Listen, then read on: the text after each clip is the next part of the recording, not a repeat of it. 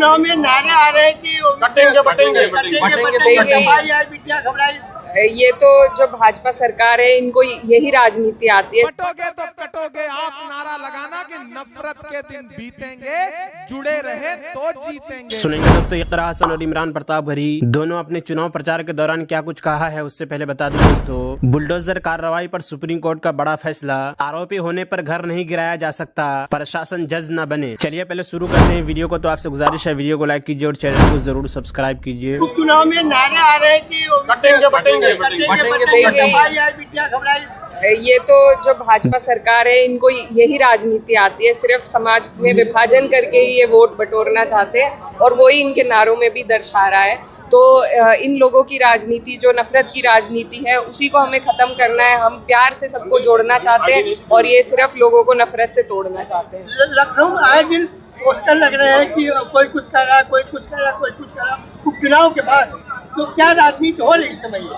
देखिए, नारे और पोस्टर वगैरह तो राजनीति में रहते ही हैं, लेकिन जो शुरुआत राजनीति की भारतीय जनता पार्टी करती है वो हमेशा नफरत की और तोड़ की करती है।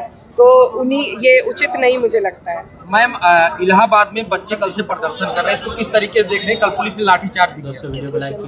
कल यूपीएससी परीक्षा को लेकर बच्चे, देखिए हम लोग सवाल भी उठा चुके हैं। जिस तरीके से हमारे देश में जो परीक्षा कराने वाली संस्थाएं हैं उन पर से लोगों का विश्वास उठता जा रहा है, तो मुझे लगता है कि इसमें ज़रूरी है जो हमारे शिक्षा मंत्री हैं वो स्टेप लें कि कोई ऐसी पॉलिसी बनाए जिससे अच्छी तरीके से हम लोग चेक कर सके कि किस तरीके से परीक्षा हो रही है, कोई उनमें धोखाधड़ी तो नहीं चल रही है। उपचुनाव में हमें पूरी उम्मीद है 9 की 9 सीटें समाजवादी पार्टी। हमारे नेता का नारा क्या है? नफरत छोड़ो भारत जोड़ो। हमारे नेता का नारा क्या है? नफरत के बाजार में मोहब्बत की दुकान खोलनी है। एक तरफ मोहब्बत की दुकान है और एक तरफ नफरत का ठेला लगाने वाले लोग आए हैं।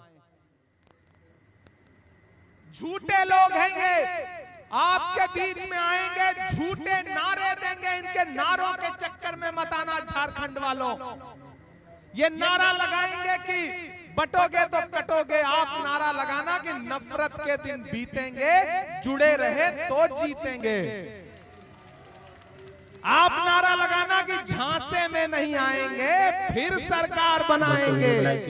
ये नारा लगाना है यहाँ पर।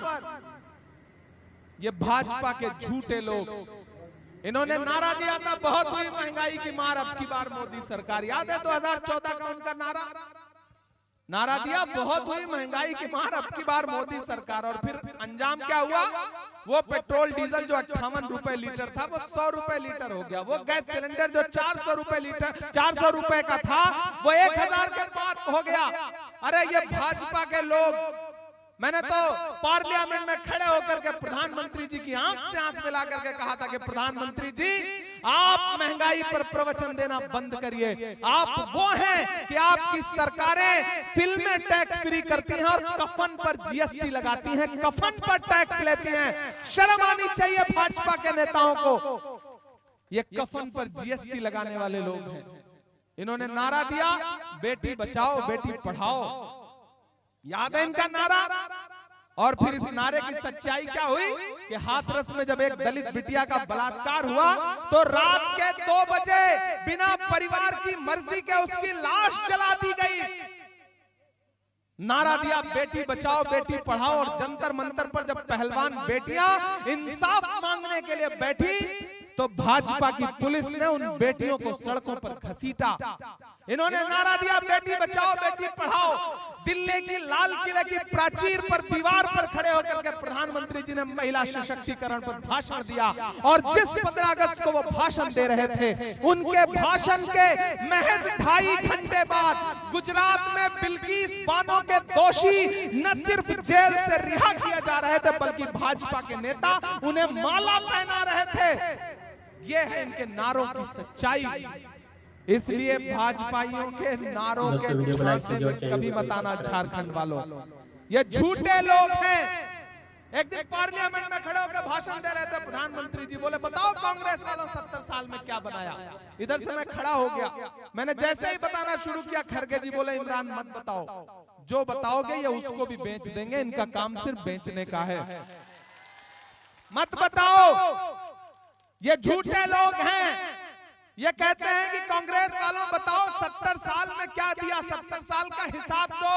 अरे मैं तो मांडर विधानसभा में खड़ा होकर के भाजपा वालों से कहना चाहता हूं कि जो सरकार अपना चलाया हुआ 2000 का नोट 7 साल नहीं चला सकी, वो हमसे 70 साल का हिसाब मांग रही है। शर्म करो भाजपा वालों, समाज को बांटना बंद करो। तुम कहते हो कि झारखंड में घुसपैठिए हैं, मैं भारत का नक्शा लेकर आया हूं, दिल्ली से लेकर आया हूं। दिखा देना हेमंत विश्व शर्मा को, दिखा देना अमित शाह जी को, ये भारत का नक्शा है। इस नक्शे में झारखंड जहां है, मैं उसको और क्लेरिफाई करते हुए ये नक्शा भी दिखा रहा हूं। इसमें झारखंड जहां है, मुझे अमित शाह या फिर नरेंद्र मोदी जी या फिर हेमंत विश्व शर्मा बताएं कि कौन सी सीमा है झारखंड की जो जाकर के किसी और देश से जुड़ती है। मूर्ख बनाना बंद करो झारखंड के लोगों को। ये मेरे पास भारत का नक्शा है और तुम्हारे गृह मंत्रालय का आधिकारिक बयान है भाजपा वालों कि अगर 10 साल से तो सेंटर में तुम्हारी ही सरकार है, 10.5 साल से बॉर्डर की सिक्योरिटी की जिम्मेदारी किसकी होती है? गृह मंत्रालय की। दोस्तों की वीडियो सुनने के बाद आप अपनी राय में क्या कहना चाहते हो नीचे कमेंट बॉक्स में जरूर बताएं। आइए दोस्तों भेजती ज़बर किताब से कुछ खास बातें सुनते हैं। इन रस्मों का बयान जो किसी के मरने में बरती जाती है। अव्वल गुस्ल और कफन के सामान में बड़ी देर करती है। किसी तरह दिल ही नहीं चाहता कि मुर्दा घर से निकले। पैगम्बर सल्लल्लाहु अलैहि वसल्लम ने बड़ी ताकीद फरमाई कि जनाजा में हरगिज देर मत करो। दूसरे जनाजे के साथ कुछ अनाज या पैसे वगैरह भेजती है कि कब्र पर खैरात कर दिया जाए। इसमें ज़्यादा नीयत नामोरी की होती है जिसमें कुछ भी सवाब नहीं मिलता। फिर ये होता है कि गरीब मुहताज रह जाते हैं और जिसका पेशा यही है घर ले जाते हैं सवाब के लिए। जो कुछ देना हो सबसे छिपा कर ऐसे ही लोगों को दो जो बहुत मोहताज या अपाहिज या आबरूदार गरीब या दीनदार नेक बख्त हो। तीसरे अक्सर आदत यह है कि मरने के बाद मुर्दे के कपड़े जोड़े या कुरान शरीफ वगैरह निकाल कर अल्लाह वास्ते दे देते हैं। खूब समझ लो कि जब कोई मर जाता है शरअ से जितने आदमियों को उसकी मीराथ का हिस्सा पहुंचाता है वह सब आदमी इस मुर्दे की हर छोटी बड़ी चीज़ के मालिक हो जाते हैं और वह सब चीज़ें इन सब के साझे की हो जाती है।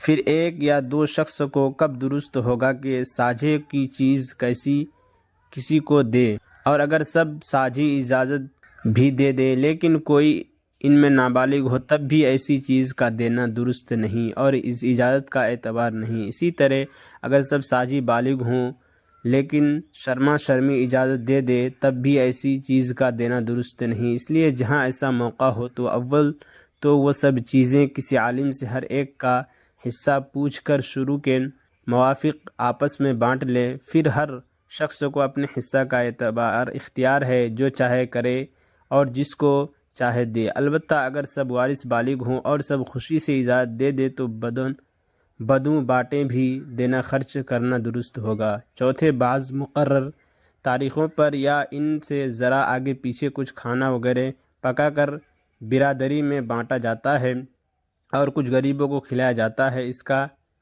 नतीजा 10वां 20वां 40वां कहते हैं। इसमें अव्वल तो नीयत ठीक नहीं होती, नाम के वास्ते ये सब सामान किया जाता है।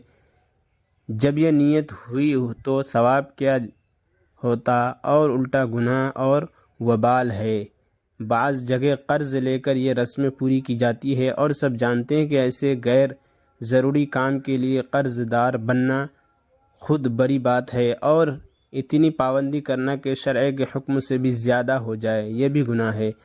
और अक्सर ये रस्में मरने के माल से अदा होती है जिसमें यतीमों का भी साझा होता है। यतीमों का माल सवाब के कामों में भी खर्च करना दुरुस्त नहीं तो गुनाह के कामों में तो और ज़्यादा बुरा होगा। अलबत्ता अपने माल में से जो कुछ तौफीक हो गरीबों को पोशीदा करके दे दो। ऐसी खैरात खुदा ताला के यहाँ कबूल होती है। बाज़ लोग ख़ास कर मस्जिदों में बैठे चावल भी भेजते हैं, बाज़ तेल ज़रूरत भेजते हैं, बाज़ बच्चों के मरने के बाद दूध भेजते हैं, वो बच्चा दूध पिया करता था।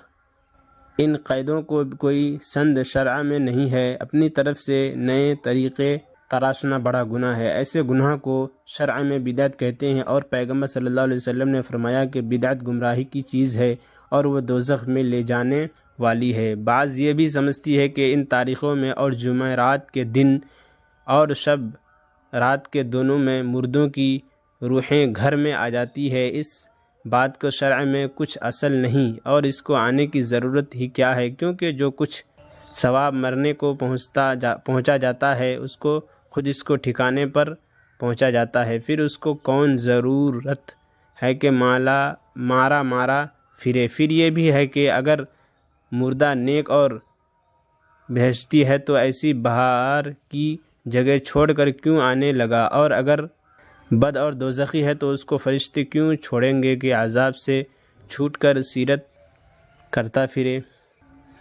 करता फिरे।